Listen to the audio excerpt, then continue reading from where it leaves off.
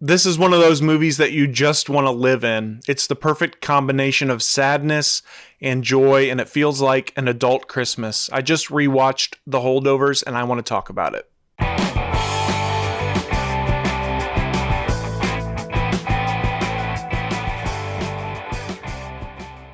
This instant Christmas classic is set at a New England boarding school called Barton Academy in 1970.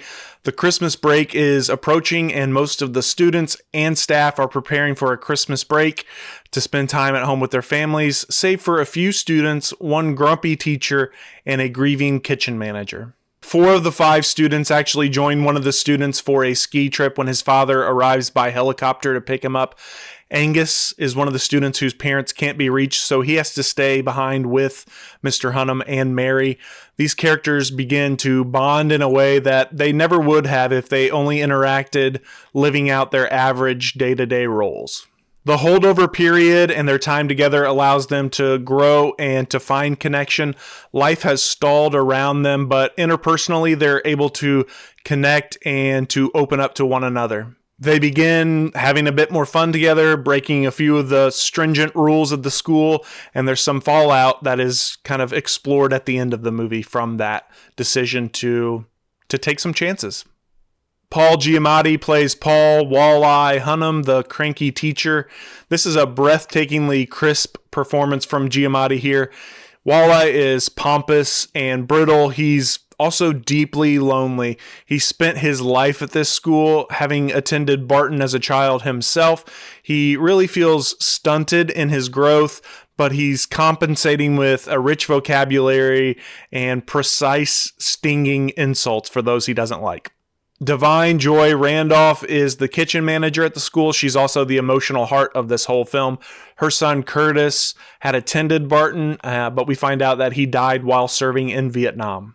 She works and walks through most of this film detached. She plays a quiet devastation perfectly. Her grief is expressed in her routine and then moments of restrained anger. I love Divine in her role as Charisse in the TV version of High Fidelity for her humor and her spirit. She also has this here in The Holdovers, but it's weighed down a bit by loss. Dominic Sessna makes his screen debut as Angus Tully, and I really hope he's able to get more great parts in the future. I know he's in the Now You See Me movie, the new one of the series. I've not seen it, but I can't imagine that it's great. In The Holdovers, Sessna is able to play a believable level of great intelligence. He's not unnaturally gifted or a savant, but he's just believably bright. And it's important for the audience to see him as a kid with great potential so we can root for him. And his moments of pain and sorrow are very authentic, adding another layer for the audience to root for Angus in this film. He's another lonely soul at Barton Academy. 3 wise men, 3 lonely souls. But I'm glad that they all got to connect in this film. This film was directed by Alexander Payne, who worked previously with Giamatti on Sideways, and then another film that I've covered on this channel, The Descendants. And I didn't realize this until today, but the cinematographer, Eigil Brill, is the cinematographer that's responsible for the look of one of my favorite movies, In Bruges. It's in my Letterboxd top 4, actually. The era of the 70s works as a tapestry and an element that makes this film feel like it's existed much longer than it has. The muted colors and soft focus make it feel authentic to that time period. From the start, even, the MPA rating is the blue screen with the white bar instead of that green monstrosity that we have now. So the use of dissolves and other elements firmly set it in that time period. The costumes, the hair, it's all working perfectly to set you in this time and place. My one gripe might be this sort of film grain digital effect that was added to achieve some of this look. I would have loved for it to have been shot on an older stock of film, but I don't know if that was technically possible or if that look could be achieved by today's film stocks. So maybe I can give them a pass on that. And now that I'm saying that, I don't think it would. I think even film stock, if you look at movies shot on film in the 90s, doesn't really look like the same film shot in the 70s. So I'm gonna backtrack on that. Great move. Great decision. The music in this film is a real treat. It's another grounding element. It's Christmas classics and 70s pop soul and original score pieces by Mark Orton that are expertly blended together. My favorite needle drop is Cat Stevens' The Wind while Walleye is watching Angus skate in Boston. I listen to the wind of my soul. Where I'll end up, well, I guess only God really knows. That's all three of our main characters in a nutshell. I also enjoy the boarding school elements of this film. These are constricting institutions built on tradition and expectation. There's an element of movies like this, like Dead Poets Society, like even School of Rock, that beautifully explore the idea of independence and individuality. You need these large, hallowed structures that almost serve as prisons to feel that emotional escape and the growth in our characters. The school is confining and claustrophobic. Add uniforms on top of that, and it only makes sense for these characters to desire some level of autonomy. Winter is a big player here. Snow is everywhere and it's static. It's not just a seasonal element, though it's nice to look at and lends itself well to the shots, but it reflects the lead's cold feeling towards the world and their stasis and acceptance of the status quo up until the point where we are joining them in the film. The postcard shot to me is our three leads in this massive dining hall sharing a meal together. These three are all still so alone internally, but they come together to spend time with one another. This time together is crucial because eventually it allows them to connect on a deeper level. It wouldn't have been out of the norm for Mary to try to eat in the kitchen. She does this when the other boys are there before it's just Angus and Walleye left. It wouldn't be crazy for Angus to take his food to his room or for Walleye to take his food in the study while he's working on other projects. But the time together is what's crucial in this movie. It's also representative of the school at this moment, to borrow another Christmas movie term, feeling like an island of misfit toys. They all on some level feel like they don't belong, but when they're together and building this relationship, those feelings of being an outcast are somewhat subdued over time. And I love the sad Christmas tree in the back. It's a reflection of not really being secure in this space of opening up, but being willing to try something new. This is an excellent look at grief and unacknowledged pain. Mary, for the most part, wears her grief on her sleeve. Her son has died, but she stays stuck in the job that she took for his benefit. Walks the halls where he used to walk. She tries to hold it together, but everyone knows what's ailing her, at least on the surface.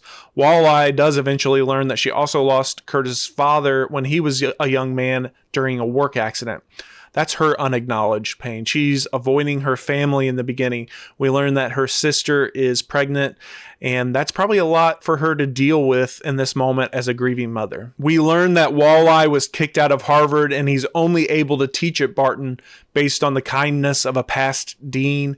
And he loves his work, but even so, there's something tormenting him, the what might have been of it all, especially when he runs into a former classmate. He also speaks of a romance that passed him by, and he is quietly devastated as we watch him see another romance slip through his fingers, even though maybe he didn't have a shot that he thought he did. But he's had so many instances of nearly getting what he wanted, only to lose it all. And Angus just wants to be a normal kid. He wants to spend time with his family. He wants to celebrate Christmas. He wants to go to Boston. He wants to have a dad he can rely on. We learned that his dad is in a mental institution and his mom has already moved on to another man. Angus can't move on that quickly, and it's tearing him up inside. He is clinging on to a past that is getting further and further from him minute by minute as he grows up and starts to confront the real world. The movie touches on class and privilege. The boys at this school are expected to move on to prestigious universities and then become titans of industry. Mary's son Curtis, however, could only attend because she worked there. And when it came time for him to choose between college and joining the war effort, he had to go to Vietnam because he couldn't afford to go to school and he couldn't get a deferment. Walleye sees this and he tries to impart some of that understanding into Angus. I also love a found family story. Family can let you down or pass away or just not be as close for whatever reason. And this isn't like other found family stories where there's some sort of grand gesture or extraordinary circumstances that build the bonds. This group comes together over shared meals, over conversations, tolerance, And when school starts back up, I think it's great that these three still have each other's back, most notably when Walleye takes the fall for Angus when his mom and stepdad find out about their secret trip to Boston. The campus itself during the holdover period is symbolic of being frozen in time, or more like being in between times. Essentially, this is a liminal space. The atmosphere and removal from expectations of the real world gives our characters room to breathe, room to grow, lets the emotions that are normally pushed down come to the surface. Mary doesn't just provide emotional sustenance, she provides food for the boys and Hunnam. This simple act is also reflective of her nurturing spirit. She cooks real meals and they are a forced moment to spend time together. Angus comments that he's never had a family meal like this, and he kind of slips up and says, "Oh, I meant family style," and corrects himself. But I think he said what he meant the first time. Walleye has a lazy eye or some type of eye ailment, and it represents his skewed view of the world. He's hidden out in academia for so long. He knows only rules and criticism and structure. Being so lonely, he's really only known one task, and that's trying to shape these boys to be honest and respectable men. His time with Angus helps him change his worldview to one less of control and more of caring. This is a rich film full of themes and symbolism. If there's something I didn't touch on, I'd love for you to expand on it in the comments. To me, the pivotal moment is the scene where Mary breaks down in the kitchen during the party while they're in town. She's tried to keep everything bottled up so far, so has Angus and Walleye. But at this moment, they shut the door to the party, shutting the door to the outside world, and they focus on taking care of their friend. This is a turning point for all of them. After this point, Mary gathers the strength to go and visit her sister and brother-in-law, and Walleye makes the bold decision to take Angus to Boston, calling it a sanctioned field trip. But it's an opportunity for the both of them to live and to experience something outside of their norm. It also allows the other pivotal moment to occur where we learn that Angus's dad didn't just leave him, or he's not dead. It's something much worse. He's alive, but he's not the person that Angus used to know and love. His dad does not even acknowledge his existence, really. Angus's dad is a shell of his former self, and he's forced to live in solitude. This is a Christmas movie about how a Christmas can feel if you're lonely or depressed or an outcast. And I think the typical Christmas crowd might not like that. I've certainly had Christmases that felt like this. This movie is not festive, but it's more diving into the causes of festering feelings. So it's important to know that going into it. There's also no grand swelling moment of triumph like an "Oh Captain, my Captain" moment from Dead Poets Society. The climax is more based in reality, and that might be disappointing if you're in the mood for some really cathartic moment. I remember seeing this movie in a one-screen theater from the 1920s that's in a town near me. I was down there for lunch in town. I saw it on the marquee. I didn't know what it was about, but I felt compelled to go in, and I'm glad that I did. I was blown away by the look and the feelings explored in this movie, and on a rewatch that only gets richer. I was glad that I had such a unique experience of watching this film because it instantly felt important in that theater, and I won't forget that. But I'm just glad it still felt important this time watching from my living room couch. That's how you know it's the real deal. That wraps it up for the Holdovers. Thank you so much for being here and hanging out. If you want to check out the Patreon, I have one tier, $3 for everything as we build this community. If not, I just appreciate you being here and checking it out. If you want to follow other movies that I'm discussing or just pick and choose, like, subscribe, check out the channel again, and we'll catch you in the next one.